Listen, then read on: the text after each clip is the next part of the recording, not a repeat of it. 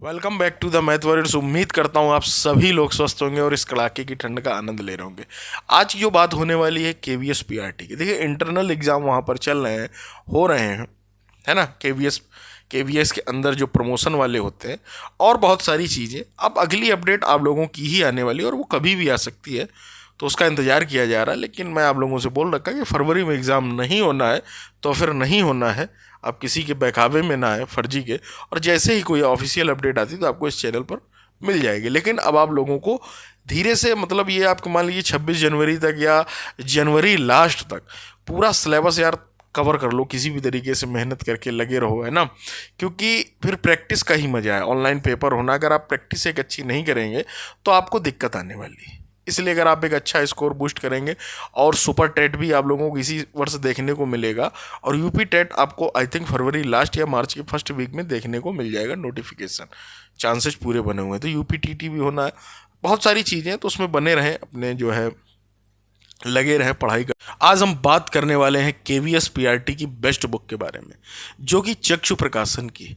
चक्षु प्रकाशन इस समय हर एक एग्जाम का एक अच्छा कंटेंट अवेलेबल करा रहा है और धीरे धीरे मार्केट में एक अच्छी छवि बना चुका है अपनी बुक्स को लेकर। तो इस समय उन्होंने केवीएस पीआरटी की एक बेस्ट बुक लॉन्च की है, जिसमें आपको नवीनतम पाठ्यक्रम पर आधारित पूरा सिलेबस मिलेगा, डिटेल एनालिसिस मिलेगा, और उसके बाद उस बुक में आपको 2000 प्लस बहुविकल्पी प्रश्न देखने को मिलेंगे। और ये बुक आपको नज़दीकी किसी भी बुक स्टॉल पर, या तो आप अमेजन, फ्लिपकार्ट या डिस्क्रिप्शन में दिए गए लिंक से डायरेक्ट भी आप परचेज कर सकते हैं। तो इस बुक को आप अपनी जो डेली रूटीन है उसमें इस्तेमाल करें और अपना स्कोर जो है बूस्ट करें, और भावी अध्यापक बनकर अपने माँ बाप का सपना पूरा करें। थैंक्स करते रहें। अब अगर हम बात करें जूनियर एडिट की, उससे पहले मैं आपसे बोलना चाहूँगा, जिन लोगों ने अभी तक चैनल को सब्सक्राइब नहीं किया तो ज़रूर कर लो, लाइक शेयर भी करें और बेल आइकन ज़रूर दबा लें, जिससे आपके पास नोटिफिकेशन पहुँचेगा।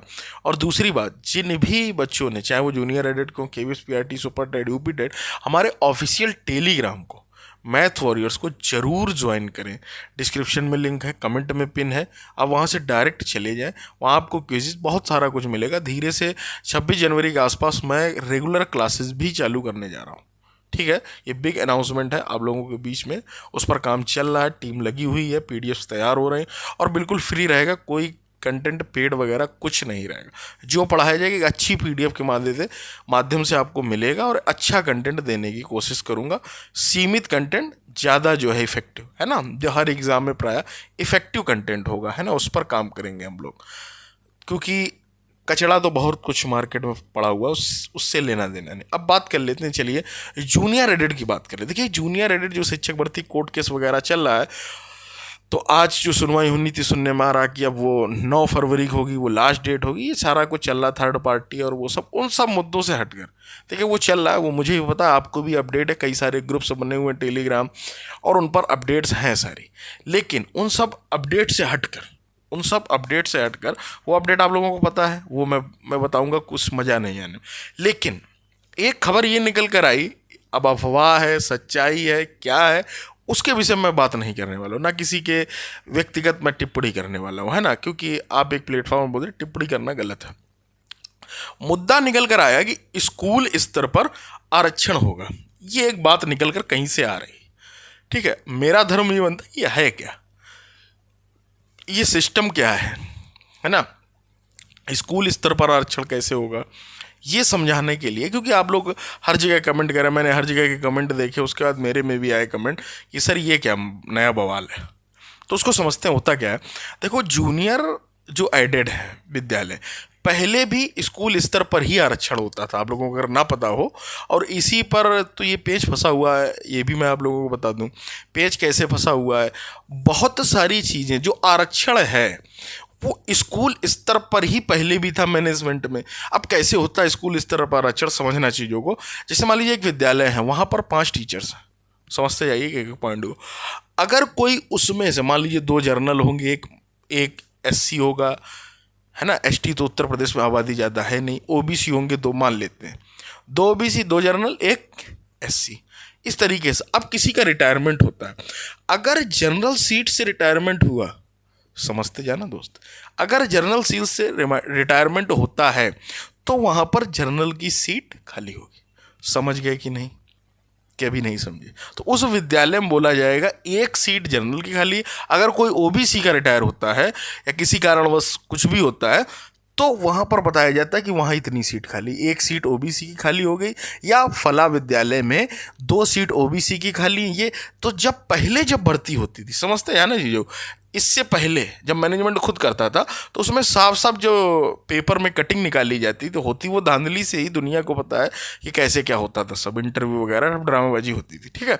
तो उसमें साफ साफ निकलता था कि जनरल की सीट है कि ओबीसी की है कि एससी की है, किसकी सीट है, उसमें बाकायदा ये निकलता था कि इस वाले विद्यालय में साइंस वर्ग की जनरल सीट खाली, आप सभी लोग आवेदन कर सकते हैं, ठीक।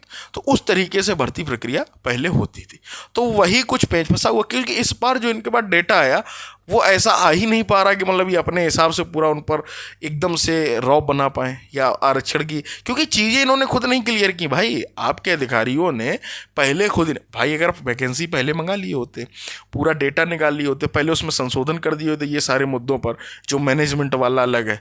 अब वो पेच फंसा हुआ, आरक्षण कैसे दें, कैसे डिसाइड करें क्या करना है, सब्जेक्ट वाइज किताब तो चलो बना देंगे, अब आरक्षण कैसे देंगे, है ना, समस्या बनी हुई। तो जो स्कूल जैसे मान लीजिए आपको आरक्षण मिल गया, आरक्षण के बाद अब चीज़ें रहेंगी, आरक्षण आपको वहाँ से मिल गया, मान लीजिए फॉर्म वॉर्म भर गया, उसके बाद फिर क्या होगा, जैसे मान लो कानपुर देहात है, सपोज दैट मैं एक एग्जांपल ले रहा हूँ, कानपुर नगर मान लेते हैं, ठीक है, कि कानपुर नगर है, वहाँ आपको विद्यालय मिला। फिर उसके बाद आरक्षण ये देखा जाएगा आप उस पूरे ज़िले में, मान लो कितने कैंडिडेट हैं, 10 कैंडिडेट आए, वो ओबीसी के, एससी के हैं या जनरल के हैं या एसटी के हैं, किसके हैं, जिस विद्यालय में जैसी सीट खाली होगी, जिस विद्यालय में मान लीजिए किसी विद्यालय में ओबीसी की सीट खाली है तो आप ओबीसी वाला बंदा वो वहाँ जाएगा, ठीक है। या नहीं, ये नहीं होगा कि मान लीजिए किसी विद्यालय में 3 सीट खाली है, समझते जानना, कंफ्यूज नहीं होना है, ठीक है। किसी विद्यालय में 3 सीट खाली, इस 3 सीट खाली का मतलब क्या होगा, आप सोचेंगे यार 3 वैकेंसी खाली, ना ना ना, उस 3 में तुम्हें ये पता करना पड़ेगा कि भैया एक जर्नल मतलब साइंस वर्ग में जर्नल की सीट है, ओबीसी की, एससी की, किसकी है, समझ गया कि नहीं, ये है मैटर। तो ऐसे होगा स्कूल स्तर पर आरक्षण, समझ गए, यही है, पहले भी होता है और यही आप लोगों में भी लागू होने की उम्मीद। अगर ऐसा होता है तो अफवाह है क्या, उसके विषय में मैं नहीं बोलूँगा, ठीक है। ये पूरा मैटर अगर आप लोग समझ गए होंगे तो चैनल को लाइक, शेयर, सब्सक्राइब और टेलीग्राम जरूर ज्वाइन करना। उम्मीद करता हूँ पूरे पॉइंट को समझ गए।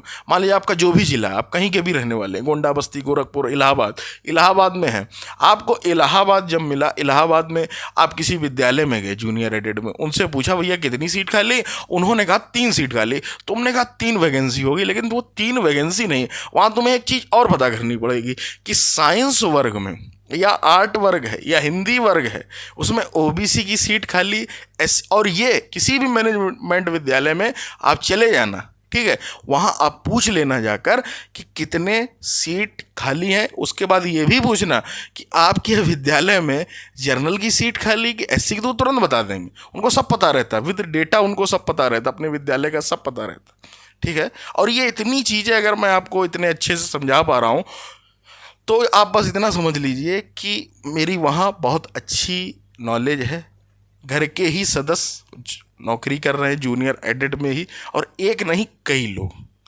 ठीक है, इसलिए इतने अच्छे से आप लोगों को इन डिटेल बातें उसकी बता पाता हूँ, ये भी आप समझ लो, ठीक है। तो किसी दिन होगा तो कभी मिलवाऊंगा भी, क्योंकि वो पुराने लोग हैं, पुराने लोग कैमरा फेस करने में थोड़ा सा शर्माते हैं, आप लोग भी जानते हैं, तो समझते हैं चीज़ों को, तो ये आप समझ गए। उम्मीद करता हूँ कि एक पॉइंट मैंने समझा लिया, तो जुड़ गए होंगे मैथ वर्ड से। मिलते हैं, टिल देन टेक केयर।